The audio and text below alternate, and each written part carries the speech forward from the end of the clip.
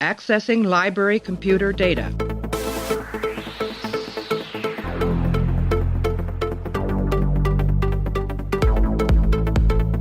Out there are no saints. Just people. Hey everybody, welcome back to our show. We're continuing our run-through of Star Trek Deep Space Nine. Right now we're up to the 18th episode of the 5th season. Aired on April 7th, 1997. It was written by Bradley Thompson and David Weddle, directed by Siddig El Fadil, our old Dr. Bashir. It's called Business as Usual. In this episode, Quark's cousin Gayla offers him a job as a weapons dealer. We're joined by Clay as always. Clay, how are you?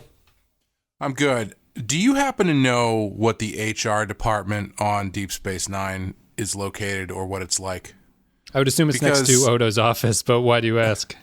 Because imagine for a second if you were at work and you were having coffee with a female coworker of yours, and then your cousin showed up and immediately walked over to said female fellow employee and started rubbing her shoulder and massaging his own balls. Seinfeld, yeah. You think it's offensive? I think Dax should have filed charges at the very least, and maybe giving him a stern nice talking hard to one to the balls or something. Yeah, I think they wrote Dax as carefree in that regard, simply to accommodate the Ferengi characters in a lot of ways. Because for the two female characters that they have, Kira would definitely respond that way, right? So they have to have Dax as the one who is going to allow it to happen, even if she doesn't approve of it. Which I don't care. I don't think it's a weakness of the Dax character or anything, but it's interesting how they've positioned her to deal with that, and they don't have Kira there at all because she would react that way to them. Yeah, they really get their mileage out of that weird, gross ear stuff in this episode, because later on there's basically a scene where Odo walks in on him. Yeah, on essentially Quark getting Robert crafted on the floor. In his quarters. Yeah, he's a good Patriots, a timely Patriots reference. So we'll see how well that actually ages. Yes, for any of you listening to this far in the future where that story has gone away, I mean, he's getting a hand job. You gotta get a little churn to get that Kraft cheese going, I guess. Let's talk about a troll episode of Star Trek featuring the Ferengi. It's called Business as Usual. We're going to take a break, play an audio clip, and me and Clay are going to come back and break it down. This solves many of our problems. It certainly does. No actual weapons coming in or out, so we don't break any local laws. All shipping happens outside Federation space, so Starfleet can't touch us. And since all we're demonstrating are holograms, we can even show off the specialty items. Gayla, well done. It was all Quark's idea. Quark. You really are quite a find. I'm sure we're going to accomplish great things together. I can't wait. Just one thing. Don't cross me, Quark. Don't ever cross me. Understood? Completely. Right. Now, if it's not too much trouble, I'd like to see my quarters. This is one of those odd epissodes at this point in a series, Clay, where I think that this episode is actually pretty structurally fine. I think everything is fine with it. It does not hold my attention whatsoever. Yes. It's a very, I'll start off with what I applaud them for. I applaud them for giving a Ferengi episode that is actually kind of interesting in what the Ferengi would do and how the Ferengi consider things, and it's actually not a comedy episode. I think as we get into the acting, we'll start discussing whether the actors thought this was a comedy episode or not. But I think that the script itself, it kind of takes the Ferengi seriously in an interesting way. And I think that the idea is it's a good idea. It's just the most simplistic and sort of unemotional and there's no roller coaster ride to the story that really goes on here. And it really falls kind of flat. And so you're in this weird place of, I don't think it's a particularly good episode, but I don't think that there's anything really wrong with it. So what say you? Yeah, I would agree. By the end of it, I found myself thinking, this was actually a pretty fairly well-written story in that The stakes were pretty clear. It was a simple story. It was relatable. It's just not really that interesting. Like, I enjoyed the ethical conundrum they put Quark in. I enjoyed the holodeck arm sales workaround. I thought that was pretty clever. That's a good idea, right? There's a couple good ideas in it. Great idea. Yeah. But yeah, like, I mean, the ethical thing doesn't come up until there's about 15 minutes left in the episode. Yeah. And everything before that is just like sitting around talking or figuring out how to put a baby to sleep. I can tell you probably just put this episode on and that baby would be out like light. Kiriyoshi. Yeah, it's fine. Like, there's nothing structurally wrong with it. It's a perfectly finely written story, and I think the payoff is fine. It makes sense. Yeah. It's a fairly reasonable way to wrap the story up. But the most interesting part about it was that I'm continuously interested in what show Avery Brooks thinks he's acting in, as far as like the episodes that Sisko is not the main character, what he is imagining is going on in the life of Sisko. Yeah. Because he is exceptionally salty in this episode. Especially at the end there, when he's like just sitting with this look on his face, like he just came back from a really shitty meeting and now he has to deal with Quark.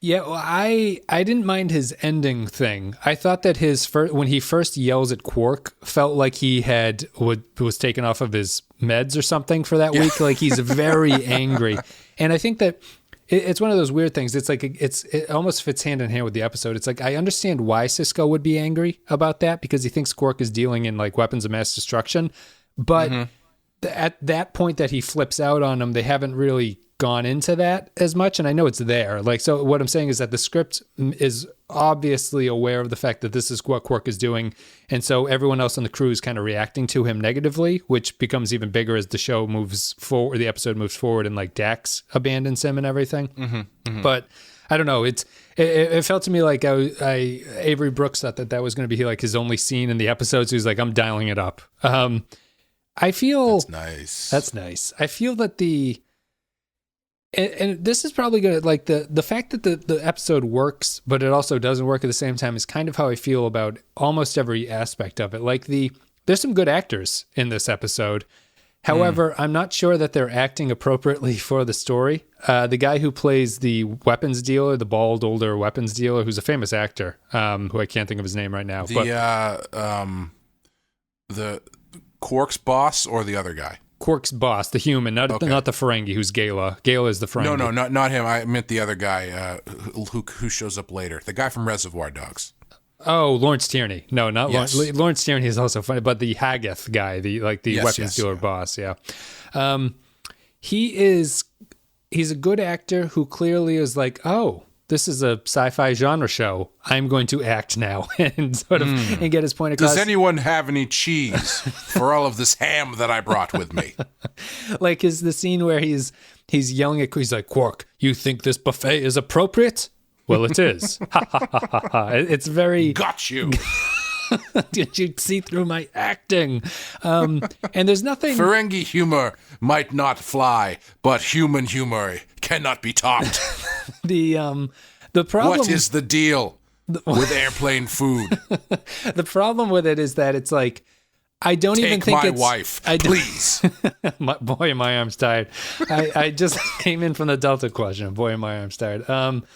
I think that like the problem with it is that I don't even think it was like a bad choice. You know what I mean? Like, it's like it's an okay thing for him to be doing. However, it doesn't really fit in the episode. And I know that's not a very constructive criticism, but it just feels off on some way. Like, I can't really get invested in what that guy's doing. Yeah, I don't know. My eyes glazed over for the first like 2/3 of this episode because they were just talking about. I didn't care about anything that was happening. Like setting up a dinner date for Lawrence Tierney and then getting reamed out about it. It's like, all right, sure, whatever. Yeah. Like that scene didn't really have a function other than to, because it came after his cousin told him about what happens when you cross the guy. So I guess the implication was to make it seem like, oh shit, Quark fucked up, so he's in the doghouse or something. Well, is it supposed to be? I just watched The Departed. Do you know the scene where Jack Nicholson brings in Leonardo DiCaprio? He's like, I smell a rat, and he's like overacting like crazy, trying to sort of. It felt very much like that, where you get the impression that Quark is supposed to be in great danger because he fucked up the buffet order or whatever, but it comes across as just kind of goofy. Yeah. The only thing that I took away from that scene as I was watching it was, I realized I would not be able to deal with being in Starfleet because I would be in the bathroom all the time. Based on that food that they were talking about and brought out, I was like, I don't even know what this stuff is, and I can tell you that it's going to make me shit my pants. Stuffed snake, I think, was something that was like the main course or whatever. Yeah, Quick side note about The Departed. My favorite thing about that movie, which I saw when I saw it in the theater, thought it was pretty good. Then I saw it again, and I was like, this is not as good as a lot of people think it is. My favorite thing is how they set up all of the headshots that take place in the last 15 minutes of that movie by having that one scene when they're in cop school. And it's like during the montage, and they're specifically talking about what happens when you get shot in the face. Yeah, right. There's a thing about talking about blowback and stuff. It's like, so this is going to come in handy later when everybody's heads start exploding. The best part is still, for me, is that any scene with Alec Baldwin and Mark Wahlberg. I think yeah. Talk about a movie that seemed like it was using modern technology in a novel way in a movie that is now out of date. Yeah. The stuff with the typing on the phone in the pocket. Yep. I don't really believe you can do that effectively. If I was on the other end of that, I would be like, he says that the chops have the lighter? Yeah, right. The autocorrect at this point would just be screwing with your mind as best possible. It is kind of that sweet spot of cell phone technology where they're using push button or like that, whatever that thing is where you have to hit the button like 3 times to make an R and twice to make it an S or whatever. At least they found a way to use it creatively instead of having people sit there watching the movie going, are there no cell phones in this movie? Why don't they just call them? You know? Yep. No, they do a lot of phone work on that. But I just want to do the off screen where after the meeting, Alec Baldwin walks off. He's like, "You want to have a cigarette? Oh, you don't smoke? What are you, some kind of fitness freak? Fuck yourself." I just love the way he talks. Every line he has on that is very, very funny. Some people don't trust a guy with great credentials. I do. I have great credentials. Let's get back to this episode, I suppose. I don't know. Like I like the. I thought that the arms dealer thing, like it's kind of an episode that places Quark in like the place that you'd want to be, because we've been positioned Quark as like he's the shady criminal type who actually has a moral center, and like how far will Quark go to make a profit? Mm-hmm. And I thought they did it effectively here. I thought what I would have appreciated was if they had tied this into the Dominion arc a little bit instead of making up all these conflicts that they were dealing with. Yeah. I thought maybe that would have amounted to something. And the other thing that I think is really kind of goofy is the way that they broach the subject of like the number of deaths that they're having. They're planning for war in a way that always strikes me as very funny. The guy's like, I'd like to kill about 15 million people. Yes. It's like, why not just wipe them all out? What's the point of killing only some X amount of number? And like the way they're talking about it is like an a la carte menu that he's picking out. And maybe that's intentional, but it doesn't strike me as like a way that you would sell weapons. And what is this arms dealer where you can show up and buy just like pistols and rifles, but then all of a sudden he's like, okay, you need a biological weapon that will cause genocide, essentially. Yes, I believe I also have that in my inventory. Yeah, we've got to get it shipped over here, but it is available for you. Yeah. Also, I think that the way that they kind of go. It's like you show up and it's like, well, you couldn't find the biological weapon, but you're lucky we have one Death Star left. And it's out back if you want it. We got the BFG from that video game. It's all yours for the low, low price. Yeah, so I mean, while I like the take that they have Quark going on here, and I like the fact that they bring back Gala, who has a moon, and they've talked about that he's a weapons dealer and he makes all the money in the family and everything. Did I mention last time that the guy playing him? I don't remember if I did the last episode he was on, but if I didn't, the guy playing him is the voice of Raphael from the first Ninja Turtles movie from 1989. Oh, really? Okay. Yeah. Yeah. The only reason I know that is because that movie was very influential on my formative years as a comic book fan. So his like voice wave file is like burned into your brain, and you can recognize him under pounds of makeup and everything? No, actually the voice is very different. I just recognize his name because it's kind of an odd name. Oh, gotcha. It's Josh, and I don't know how you pronounce his last name. It's spelled P-A-I-S. Right, yeah. Pays, I would assume, or something like that. Yeah. Josh Pays. Yeah, I actually think his performance here is not particularly good. He's clearly I'm continually again fascinated by watching actors figure out how to work through the makeup. You know, I've talked about the Klingon stuff, you know, at length, but the Ferengi, at least he seems to be working around the Ferengi teeth just by making sure his mouth is extra wide when he says things, so his teeth don't get in the way. You know, that kind of thing. You can actively see him making a choice on how to approach having to say all this dialogue with a mouthful of plastic. Yeah, and maybe that's the reason I don't really like the performance, because he is talking in a very strange way, although I don't know if the producers are like, this is the way the Ferengi act, like they're very broad like this, and with the combination of the bad teeth and the sort of broad personalities that the Ferengi have, it kind of, I don't know, it strikes me as never particularly very like good performance-wise from anybody. Yeah, I was wondering that too. If there's like, if you are hired to play a Ferengi, and I'm assuming at this point, if you are a character actor, you are not sitting down and watching every episode of Deep Space Nine to figure out how the Ferengi work, or maybe you do. I don't know.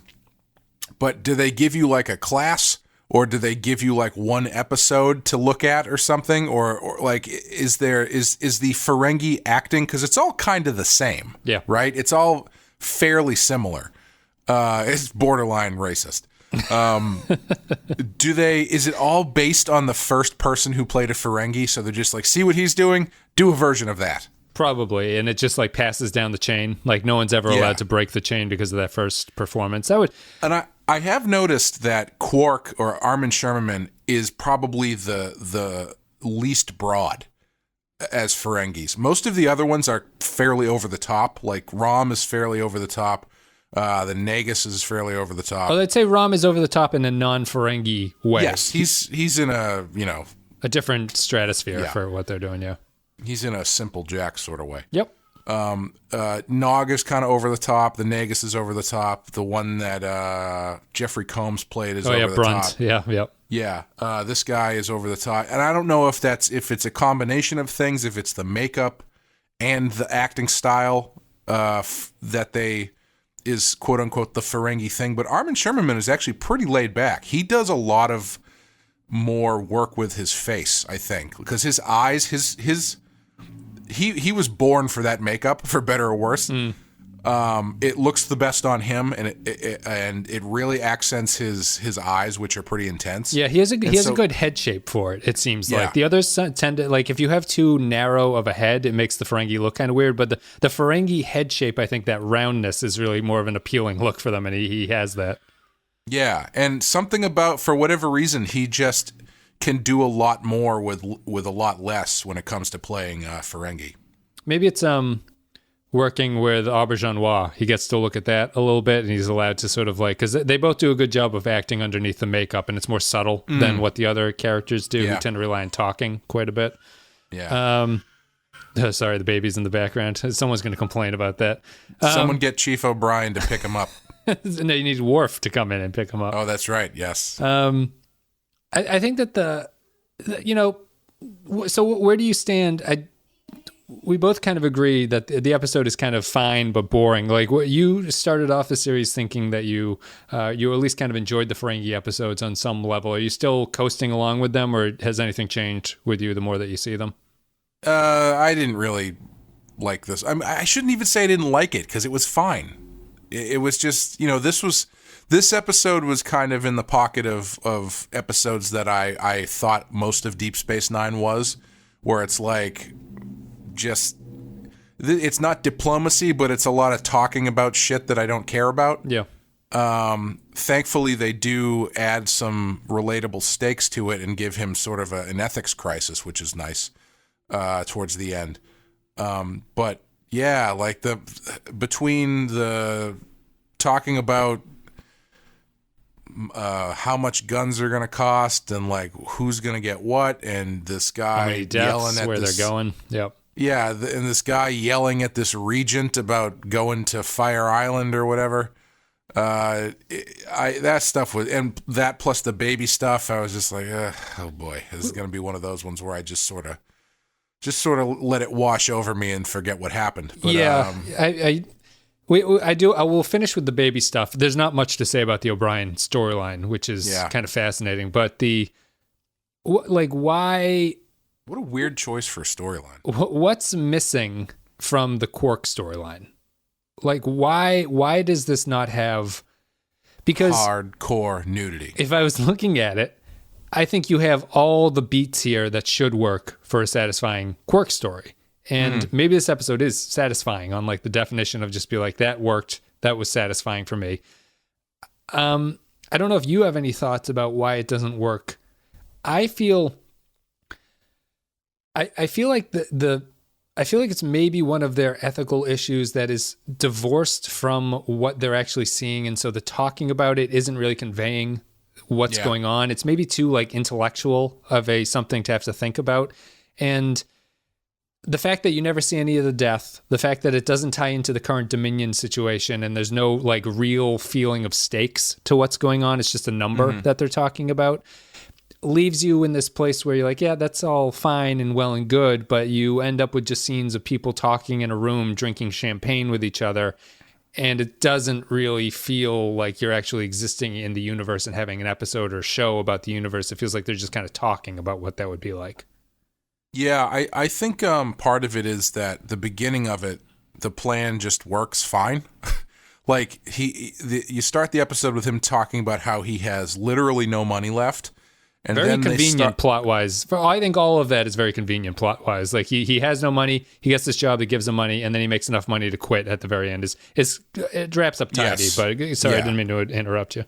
Well, no, I think that's part of it because I think he's got no money at the beginning, and then when his cousin shows up and gives him this job, arms selling job, he kind of hems and haws for a second, and then he's into it, and then like right away it works perfectly, and he gets enough money to be out of debt. Mm-hmm. And they're adding on these trying to make it seem more dangerous than it is by adding on this higher up guy who's threatening him and whatnot. But essentially, you're not really seeing anything in that section of the story that really is consequential or adding tension or pressure to the story. Yeah. Shouldn't he have murdered that guy that he fires, like in front of Quark or something? Yeah, something like that. Yeah. Because all you're hearing about this guy being killed off screen, but it's not really, that only gets you so far. Then you're kind of falling into, the discovery trap where you just start talking about stuff and you don't realize talking about stuff doesn't land the way that showing stuff and how the character relates to seeing what's happening works. Yeah. So yeah, I think that's part of it. I think there needs to be more pressure on Quark at the beginning. Even something, I mean, on top of what would be nice actually would be a scene where on top of him actually maybe seeing that other guy get killed, maybe Deep Space Nine takes in some people who have been hurt or killed by the weapons that he helped facilitate the sale of. Right, yeah. And so then you have the first inkling of him kind of like hand-waving it away, being like, well, that wasn't me. I didn't do that. Trying to compartmentalize what he's doing. Yeah, which he does a little bit in this. He comes up with these sort of stock gun defense arguments that he spits out, but you haven't seen the reason for him to have that opinion. Yeah, I mean, him saying it makes you as the viewer also go, "Oh yeah, who cares?" Right. But and then only later when it's like, 20 million people, which is a number that's just like ridiculously high, to the point, almost to the point of not being relatable. Like, I think it's skirting the line between believable and, all right, this is just too big. I would have had that. I was trying to think about how to fix that. Instead of him being like, I need between 12 and 15 million people dead, I would have had him say, like, I need the firepower to level a city. You know, something that's not so, like, you can internalize that as like, oh, that would be a lot of people who would potentially die from that. But I don't know. I think they made a mistake going with like a number crunching aspect to what was going on. Yeah. Well, or something more specific where it's like, where he's like, we got to start hitting these people where it hurts, so I'm going to blow up a children's hospital. Yeah. You know, something like that where it's where you can actively imprint on what they're going to do and how it is extra bad. Yeah. Because number crunching, because even in that scene, doesn't Quark say something like, well, what if we only killed like 10 million people? Right. How about we wound some instead of killing them? Yeah. Where it's like when you get into start that kind of semantics, you're basically on the war council anyway. So I think it would need to be something that he and the viewer can relate to a little bit more viscerally. Yeah. He's like, I want these people to feel like they're a virgin getting fucked for the very first time. And then Quark's like, how come I'm Mr. Pink? How much do you tip? What do you give 10%? So I would agree. Toby Wong, Toby Chan, fucking Charlie. I don't remember what the line is. I would agree. I think it's an episode that suffers from being divorced from everything. You kind of have to think about what it means, and it doesn't really amount to anything by the end of it because the numbers that they're talking about are like so astronomical. Let's talk about, this is going to be a short episode. Let's talk about the O'Brien storyline, which is fine and doesn't really exist for any reason. In my opinion, like even as a story. Jake to show up for 30 seconds. Who shows up? Jake for 30 seconds. Oh, that's right. Yeah. And handles the baby like it's radioactive, which I guess makes sense for that teenage mentality. But dude, that makes sense for 34-year-old mentality because I have done that recently. It's true. He's holding what's clearly not a baby, but he's holding like a sack of potatoes covered in a blanket, and he gives it to him. Yeah. What'd you think of it? I've always found it strange how, as I've gotten older, I've gotten worse dealing with that stuff. Because I always assumed like, oh, everybody kind of like gets a feel for that, even if they don't have kids. Incorrect. No. Anytime I'm somewhere with a new baby, I'm like, listen, I don't take this offense to this, but I do not want to break your child. No, there's I always think it's bad on the parents should never say, do you want to hold the baby to anybody? People who want to hold the baby will let you know that they want to hold the baby. Yeah. And you can go with them, but it's always a little bit awkward to like, I don't have a problem with the kids at this point, but I don't get anything about holding someone else's baby and looking at them. So new parents take that advice. Yeah, and I know some people, if you say no, they take offense to that, which I don't understand. But I oddly don't really have a problem with like newborns because all you do is you basically hold them like a football. Yeah. But when they get a little bit older and a little bit more squirmy, I'm like, I don't know what to do with this thing. Yes. It seems to want to kick its legs, and do I just like? I was over our friend's house the other day. And I was holding their daughter who was just kind of like squirming around, and I was like, all right, I'm just going to lean back like a walrus and let you just sort of like spin around on my stomach. And then she ended up upside down and started crying. So I was like, I'm going to hand it back to you and leave your house quickly. No, that's not true. No, it's maybe that would have added something to this storyline, I suppose, like someone's discomfort with it, but it's a storyline that really has like no conflict to it whatsoever. It's just kind of like slight sketches that go on, and then you end up with the baby at the end, and O'Brien is tired and all that. Like I thought it was fine. It's the same as the other story. It's like it's fine. There's nothing really wrong with this, but nothing is really grabbing me about what this storyline is either. I actually did like the scene with Cisco when the baby has fallen asleep. Is this kind of an in joke that the baby fell asleep to the soothing sounds of the white noise machine? Yeah. It makes sense, yeah. But I liked when Cisco is like, oh, okay.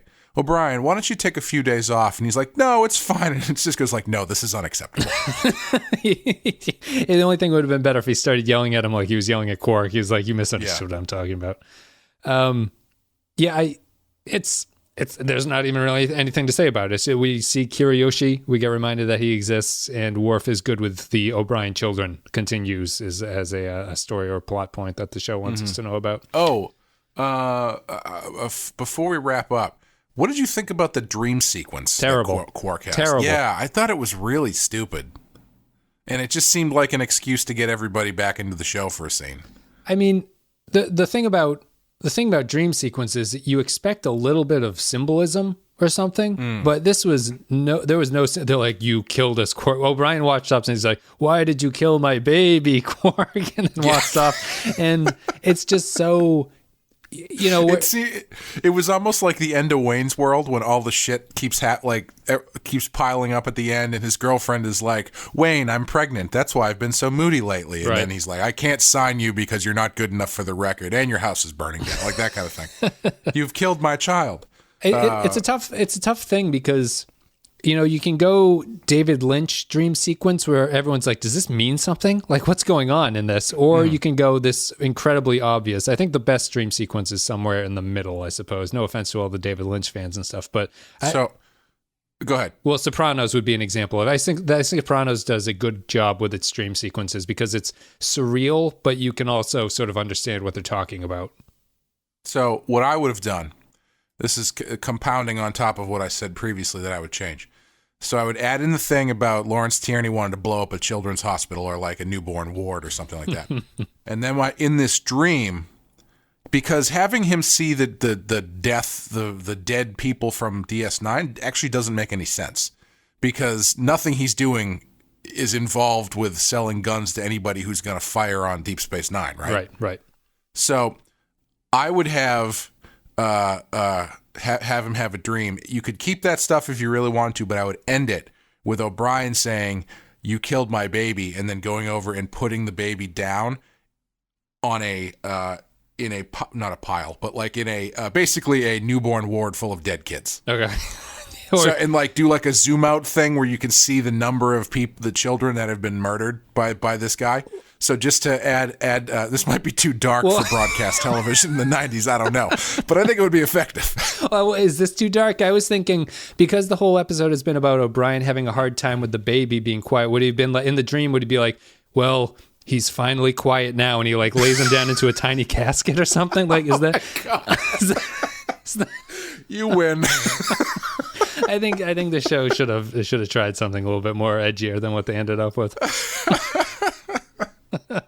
Let's take a break. We're going to play an audio clip. Me and Clay are going to come back, and we're going to wrap up our thoughts about business as usual. You're facing some serious charges here, Quark. Incitement to riot, endangering the public safety, disregard... How was I supposed to know everyone was going to start shooting? I just wanted them to cross paths so that the deal would fall through. It fell through all right. Hackett and Gala barely managed to get off the station alive. I hear General Nozick sent a purification squad after them. I wouldn't count on seeing your former business partners again. I can live with that. All right, so not a very good episode. The discussion that followed and came out of us had to go everywhere, I think. But if you've enjoyed the content today, it's much appreciated if you consider supporting the show at patreon.com/the Pensky File. A couple $, you get extra stuff. We're going to be talking about either time travel or MCU films this month. The patrons are voting on it.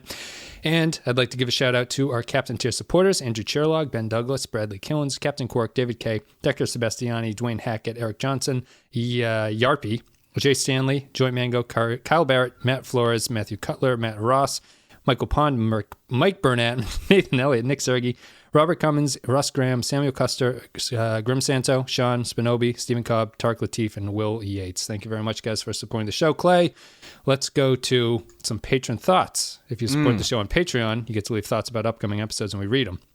Sam Nuclear Wessel. Nicely thought through for a comedy episode, both how the feds can't stop the arms dealing and how Quark learns that losing their friendship is punishment in and of itself. So this kind of comes back to your point, because I don't know if I would explicitly call this a comedy episode. I wouldn't call it a comedy, no. Is it that since the Ferengi are the focus, the thought process is, oh, this must be a comedy episode? I think that the way the Ferengi are portrayed makes anything that they do a comedy sometimes. You know what I mean? And I think this is not a comedy, but I think that it is impacted by the fact that the Ferengi are kind of goofy in general. So it seems like what they're doing is funny. So it's like, you're like, wow, that was the most humorous way anyone could offer someone 10 million bars of latinum to murder an entire planet. This is a good, this kind of maybe ties into the problem that I have with the Ferengi and why this storyline doesn't actually work. I started reading a book. I have not finished it. I'm not going to finish it. But one of our listeners, Steven, recommended a Star Trek book for me to read. Mm-hmm. And it deals with the Ferengi. Fuck you, Steven, apparently. I'd rather you just call me a cocksucker in the comments and just leave it be. But it deals with the Ferengi, right? But it deals with the Ferengi in kind of an interesting way. I would say that it's actually a good book. I forget what it's called. But the Ferengi have basically taken this like primitive people planet and they've enslaved them and turned them into like slave labor for making like goods or something. Like they're using them for workers. And the Ferengi are portrayed as kind of vicious in it, and it makes sense on how they would sort of exist in terms of like what they think about like how they're always profit seeking or they're just trying to get advantage over other people. And I think that the show doesn't really approach the Ferengi that way. Like the Ferengi could actually be pretty dark and twisted about what they want to do, but they don't ever go down that route, and they don't have them do anything other than just kind of rip people off or be like, hey, I'm wheeling and dealing over here. And I think that's a problem here, where what they're dealing with is a very dark issue, but because the Ferengi are so fucking goofy, you can't take it seriously. Yeah, and let that be a lesson to you, Steven. He didn't read books to graduate college. He's not going to read your book. I do recommend it. I'm not going to finish the book, but it is a good one. I'll put a note about what book it was. Stephen Cobb says, business as usual. I enjoyed the unpredictability of Haggoth, I think is his name, character. It was a bit theatrical, but felt right for a rich arms dealer and fed into Quark's nervousness, unease about selling weapons. Sisko's speech about stepping out of line was awesome and further plays into the weird moral position DS9 that must exist for the place to keep operating. Next comment is Holly McLaughlin says, business as usual. Love seeing Quark wrestle with his conscience and ultimately have to decide to be a good person, if a bad Ferengi. I also love seeing a father serve as primary caregiver for a kid, as well as a male superior supporting him in that. Shades of what humanity could do any old time we decide to get around to it. I would agree with that. That's a very good point.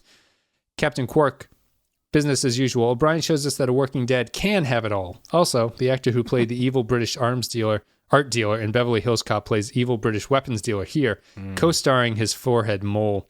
I'm surprised DS9's bulkheads remained intact considering the scenery chewing going on with him. Overall, a fun and watchable, albeit largely predictable episode. Matt Ross says, yep, another Ferengi comedy episode. The best scene with the most heartfelt seriousness is the opening with Quark worrying about his money and losses and a failing business. Seemed real and compelling. O'Brien's parenting and the odd noises calming the baby seem cliche and unnecessary, but they all got to have a scene, right? What are you doing exactly with that baby, Jake? So Quark's cousin seems well-intentioned and that arms dealer very creepily well played. Starfleet's umbrage at weapons sales seems a bit ridiculous and too self-righteous. The ending just wraps up neatly and we return to our regularly scheduled slowdown, waiting for the amped-up war episodes that have yet to come. What did you think about the stuff with Dax, Dax and Quark? I thought it's fine. It suffers from the problem of us not seeing the war, like the damage that Quark is doing. So I like the fact that they personified the station turning its back on him through Dax, but that's about it. Yeah, I actually thought it was particularly good. Even though I don't think of Dax and Quark as really having a relationship, I thought they actually got it across pretty well of how she was changing her opinion of him based on the fact that everybody knows that he's dealing arms and they can't really prove it. I thought that was good. I thought that worked pretty well. Maybe it ties into how we talked about her at the opening, where turning her is actually a bigger accomplishment than turning some of the other characters against you because of how go with the flow she is. Yeah, good point. Maybe not assuming that she would go with the flow with murder, but because she puts up with so much, her turning her back on you feels like it would be the last character to do so against you. Yeah. Neil Brennan says, business as usual. Star Trek, and especially DS9, is a wonderful home for overacting thespians. Stephen Burkoff, take a bow. And for some reason, I've never found Quark character episodes that interesting, but this is one of the better ones. Cal Barrett says, Stephen Burkoff, one of the UK's finest overactors, is a pleasure to watch in almost anything. I find the episode overall to be quite watchable, even if it's not doing anything particularly interesting or impressive, despite maybe having the least subtle dream sequence I've ever seen. O'Brien can't get a babysitter, but you don't think in the Trek universe you could just take your baby to the holosuite and have a holographic version of you take care of it for a few hours? Ooh, interesting idea. It's a good point, but apparently they can't lock the holodeck doors because everyone just busts in while you're doing what's in there. So maybe that's the reason why. Yeah. And what happens if you you could lose what if you lose your baby in the holo suite? Right. If the thing malfunctions and you've got to go in there with like your Tommy guns or whatever and get the baby out of there. Yeah, what if you left your baby in there and then the station gets hit by a tachyon pulse and it ends up being stuck in the holodeck for 15 years, and also the holodeck came to life and merged with the baby, so what comes out is like this new being who... Never mind. Do you know the Ray Bradbury story, The Veldt? I don't. Okay. It's about kids who, it's in the future, and parents have a couple young kids, and they basically have a holodeck that the kids play in all day, and it's a program called The Veldt where the parents will go in. It's just like an African Serengeti in the distance, and they can see lions and everything like that. And the parents play in the sand, kids. And the parents think it's very weird. And then the kids just want more and more to be in the holodeck, and so the parents eventually take them away from them, and they go in to try to get the kids out, and like the doors lock or something, and then it cuts in the book to the kids going back in, saying that like now they can finally play, and off in the distance you see the lions eating something that are assumed to be the parents, and it's just kind of a cool holodecky Trek episode. If people want to read, I completely spoiled it, but it's a good story. Is it a metaphor for iPads? It's a metaphor for all those games that kids play on their iPads at this point. Have you ever seen or heard the thing about Ray Bradbury never? Like, you've read Fahrenheit 451, the stories like anti-censorship and all this kind of stuff, and don't burn books, blah, blah, blah, blah, blah. And like, anytime someone asked Ray Bradbury about it, he'd be like, no, that's not what it's about. It's about, I don't like television. Mm-hmm. And that's one of those things where you're just like, I wish you never vocalized that. I wish you just did the David Lynch thing and been like, yeah. Or I should say the number 6 thing and say, it means what it is, and it is what it means. Or you can pull a J.K. Rowling and be like, the 2 lead characters in there were having sex with each other? I didn't write about it. I love that. I love that she's doing that. That is such A+ trolling. I love it. I'm not saying that because I'm not saying she's doing that like to be snarky or whatever. Yeah. But like I just love the fact that she can still have that much control, maintains a little bit of control over this creation that has exploded. Yeah. Where she can say, oh, by the way, X, Y, and Z, and people lose their fucking minds. I'm torn of this because when I heard about it, and my understanding was that it was like, oh, it's like very interesting that a creator A has control over her product in a way like that, and B doesn't seem to really care about the canon of stuff. That like it's the opposite of. It annoys fans because they're like, no, you can't change what we understand about this. Like, and she plays kind of fast and loose with it, and I like it for that. The criticism I've read that actually changed my mind about how she does it is that I don't know anything about these books, but what she's doing is sort of bringing up that characters are having like gay relationships with each other.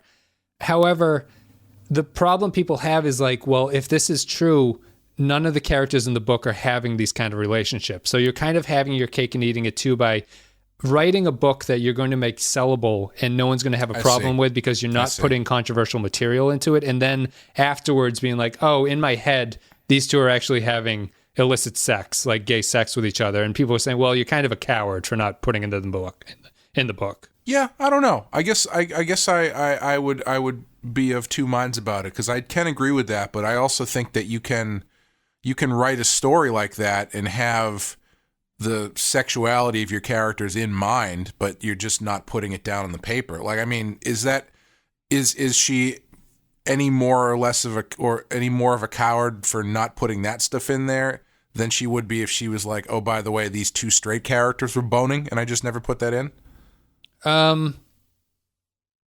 Because Harry Potter is a pretty chaste book, more or less, yes, right? Right. That's, yeah. And I think that's it. Yeah. I think either way, injecting that sort of element to it is going to feel not inappropriate, but like Just not like in line with.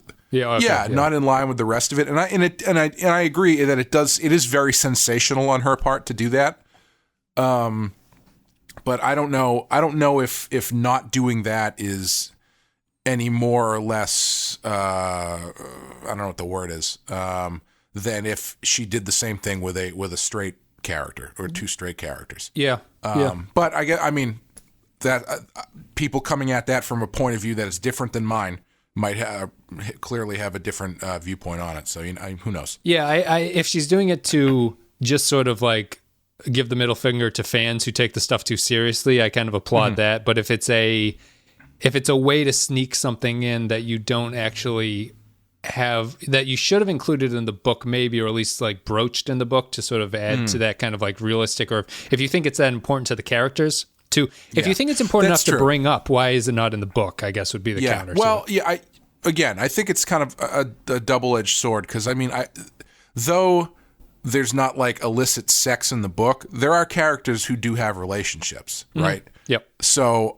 yes, in that case, I could say, all right, the fact that she's saying, oh, these two characters are gay, does feel a little bit cheap, because why is she willing to write about these straight characters having relationships, even if they're not like graphic relationships? Right. Yep. Not that I'm saying that the gay one would be, but just for example.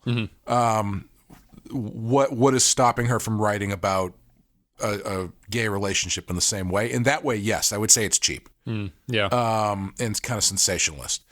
But if it's more of an idea of like, oh, well, when I was writing it, these characters, I thought of them this way. Here you go. This is how they were for me when I was writing them.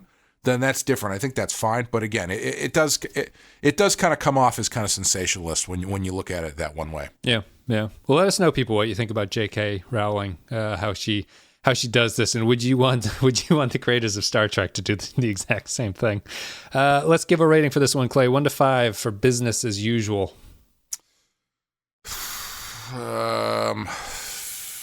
High 2. Okay. I don't know. Like, it's not terrible. But it's like I'm never gonna watch this ever again. Like, so it's competently constructed, but I wouldn't recommend it, or right. Yeah. Of all the Ferengi episodes to pick, I wouldn't pick this one. That's true. You'd almost prefer a worse Ferengi episode to have something kind of flair to it. I don't know. On my rating system, I'm going to have to give it a 3, just because I think it's competent. That's why I said high 2, because it's like I want to say 3 just because it just seems so middle of the road. Yeah, it's a bad 3. It's just a bad 3, I guess would be the way I would describe it. And we get asked why we sometimes don't review the Discovery episodes the same way. The reason I don't give a rating to the Discovery episodes is because the serial nature kind of interferes with that a little bit. Yes. And like you can't pluck a Discovery episode out of the middle of the season and show it to somebody, really, because it doesn't make sense. And the way that I think of the ratings is, because I can pluck these episodes out, this is an episode I would show if someone was interested in the show. Like that's how I think about these ratings. So that's why we don't, or I don't rate Discovery. Maybe this is a conversation for a different time, but I was thinking about that the other day, because as I mentioned on the last episode of Discovery we're doing, I've been rewatching Buffy the Vampire Slayer as I've been working. And the thing that I've noticed about the way TV works now is the intense serialized nature of television has essentially taken away the idea that I'm going to extrapolate this out because this is how I feel, has taken away the idea that you can have a favorite episode that you would point to and say, you have to watch this episode. Yep. So the thing that one of the great things about Buffy and other shows of this time, where they were starting to bend the line between episodic and serialized shows, is that a lot of times your kind of gimmick Buffy did this really, really well. The gimmick episodes, you always had something that was integral to the plot of the larger story, but you could still watch them and be impressed by the episode itself. And they stand out to the point where you'd be like, oh my God, my favorite episode is the one where X, you know? Mm-hmm. And it's not even relegated explicitly to the gimmick episodes, but like think of old TV shows, right? Or older shows. I'm sure that you can go, oh, my favorite episode of The X-Files is blank, or my favorite episode of Cheers is blank, you know, the one where X happens, that kind of thing. Yep. You can't really do that anymore. Like, I really enjoyed the first season of Westworld. You can't pick an episode out of that and go like, oh, my favorite episode of Westworld is episode 3. Yeah. Or anything. Like, I even have Discovery. problems with seasons for some shows where I cannot remember what season anything happened in. So when people are like comparing the best seasons of The Sopranos and they're talking about stuff, I'm like, I have no idea what happened in those seasons. Like, it's all just one storyline that crosses over. Yeah, and I found that it makes, for me anyway, it makes shows, makes me less inclined to rewatch them as well, because while I enjoyed the show as it's happening, there's nothing really connecting with me that makes me want to revisit them. Sure. Yeah, but I found that even in Discovery is, well, I mean, I'm not going to say my favorite. You should watch this episode in general for various reasons. Yet maybe next season, who knows? But Discovery seems to be kind of skirting that line where they are still doing slightly episodic shows. Where like I mean, if I had to pick something, I could say, oh, you know what? That episode where you know, the good one this season. I can't remember which one it was. This season? But for instance, like, oh, you know, I really like the one where they go into the mycelial network and the ship is crashing, which, you know, I didn't, but just for an example. Sure.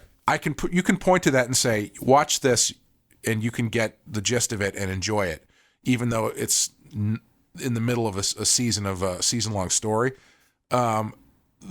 Because they are still kind of skirting that line between episodic and serial. Whereas the serialized shows that are just explicitly serialized, you can't do that.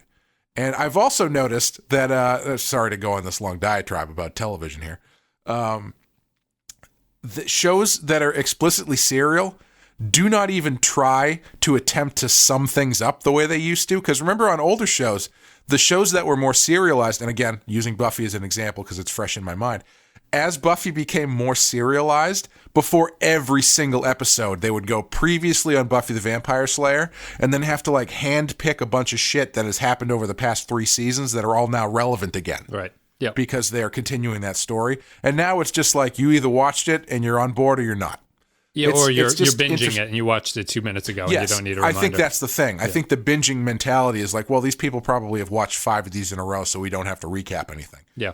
But it is just really interesting to see how that switch to serialization has made for better shows, arguably overall, but the episodes themselves don't stand on their own as much as they used to. Yeah. Sorry, I didn't mean to go on a huge diatribe about this. No, it's just in my mind that a lot of TV producers now say that the Picard series is being talked about this way by Patrick Stewart. It's a 10-hour movie, and yeah, I agree with the opinion that that's problematic. I don't want a 10-hour movie. If I wanted a 10-hour movie, make a 10-hour movie. Like you're making this for television. And I actually had this. I went on Enchantment by Eternity's channel and did a stream about like debating the merits of Discovery. The problem with the serial aspect that I think a lot of shows don't recognize is that even if you think your show is a 10-hour movie, you're airing it in 1-hour segments. And if your hour segments are not entertaining by themselves, you're failing as a TV show. Yep. So that's the reason that whereas something like Daredevil can have this dip in the middle because there's no action leading up to the sort of like third act of the story in a season, it doesn't work as a TV episode because it's like I need something to make me want to watch this one chunk of a story. Yeah. And No, I was just gonna say I've said this before in reference to comic books. Like your single issue comic has to be satisfying from page 1 to page 22 in a way that is separate from the overarching story that you're trying to tell. Just because you have a bridge episode of TV or a bridge issue of comics doesn't mean that you can't do something interesting to keep your attention for that book. Right. You know, Yep. I think it's something that people are losing sight of. Yeah. And it's too bad because, it's funny though, because when I was doing some work a couple months ago, I was rewatching the first season of True Detective, which I know you didn't like, but I really enjoyed. And I liked it until the end. Yeah. Okay. That is short enough where I could binge through that again and really enjoy it. And in that sense, I would say, yeah, I would recommend it, and I would recommend it as a whole. I wouldn't recommend it episode by episode. Sure. So I guess, it is a really interesting kind of reevaluation of how these things are handled in the past 10 or 15 years or so. Yeah. I guess the dividing line there would be, if you can give me a miniseries where I could succinctly explain the entire plot to somebody, without forgetting anything that kind of happened, I think that's fine to not make each episode its own standalone-y type thing. But if you're in Discovery's territory, where I cannot remember half the stuff that's happened, you have to make the episodes themselves stand out as their own thing. Yeah. One of our friends, I was talking to him about Westworld season 2. And I don't know if this is his quote or if he read this somewhere, but I think it's really, it was appropriate for that show, which was, he said, every episode is like showing up for a test where you didn't study for it. Sure. Because you're kind of hanging in there, but it's not really. Yeah. And I think, and that's maybe that's part of another discussion, but it's just interesting how they're handling these shows now these days. Let's wrap it up, guys. Thank you very much for listening to our podcast about business as usual. We'll be back with Ties of Blood and Water is the next DS9 episode. You can follow the show on the social media links: Facebook, Twitter, Discord, if you want to talk to us. If you want to support the show, patreon.com/the Pensky File. And that's about it. Recommend the show on your internets or wherever you may find other people talking about Star Trek podcasts and it's appropriate to bring up. Don't be a weirdo. Just do it somewhere appropriate. Clay, do you have anything you want to say before we're done? Night Moves number 4 comes out this week, I think. So keep your eyes open for that if you like comic books. All right, guys. I think that's it. Thank you very much for listening, and we will see you next time.